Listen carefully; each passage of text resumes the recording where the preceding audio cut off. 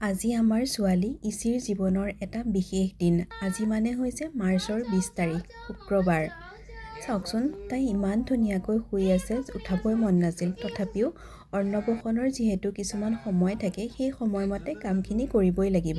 মাহীয়েকে কোনোমতে তাইক শোৱাৰ পৰা উঠালে। য'ত সন্মুখত বস্তুবোৰ দেখি তাই এক্সাইটেড হৈছে যদিও তাইৰ টোপনি আছেই।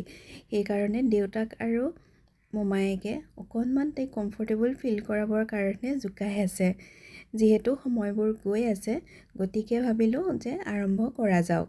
তাৰপিছত প্ৰথম মোমায়েকে নামঘৰত যিহেতু প্ৰসাদ আগবঢ়োৱা হৈছিল, প্ৰসাদ এটা মূৰত দি তাৰপিছত তাইক প্ৰথম কোৱা ডলাখনত কি আছিল, কোনটো যিহেতু অন্নপ্ৰশনৰ এটা নিয়ম, সেইকাৰণে আমিও তেনেদৰে কৰিবলৈ চেষ্টা কৰিলোঁ। ডলাখনৰ পৰা তাই আমি ধৰিব দিছোঁ যদিও তাই মানুহৰ মুখলৈহে চাই আছে। তাইও আচৰিত হৈছে চাগে, এইবোৰ মোৰ লগত কি হৈ আছে। তাৰপিছতে তাই গৈ মেলি চাই কিতাপখনকে প্ৰথম ধৰিলে। যিহেতু সেইখনেই প্ৰথমতে আছে, কিতাপখন দেখিছে, তাহাঁতেনো কি বুজি পায় আৰু কিতাপখনেই প্ৰথমতে তাই হাতত তুলি ল'লে।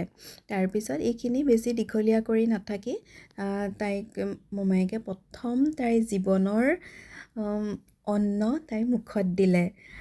বিশেষ দিনটোত মোৰ আটাইতকৈ ভাল লগা কথা হৈছে যে তাইৰ জীৱনৰ প্ৰথম ভাগ অন্ন মই নিজ হাতেৰে বনাই তাইক দিব পাৰিছোঁ। আৰু এইটোৱে কামনা কৰোঁ যাতে জীৱনত তাই মই বনোৱা আহাৰ সদায় ভাল পায়। যি বনাই দিওঁ সেইটোৱে তাই যাতে ধুনীয়াকৈ খায়, সেইটোৱে মোৰ ফালৰ পৰা কামনা কৰিলোঁ। যি নহওক, তাৰপিছতে যিহেতু তাই বস্তুবোৰ খাব নোৱাৰে, পায়সখিনি তাই প্ৰথম খালে। তাৰপিছত প্ৰতিটো বস্তু অলপ অলপ গোন্ধাই কেকডোখৰ অকণমান তাই মুখত দি আছে। তাৰপিছত ককাক, তাৰপিছত দেউতাৰ আইতা, মাক দেউতাক, তাৰপিছত মাৰ আইতা, সকলোৱে তাইক অকণ অকণকৈ মুখত দিলে।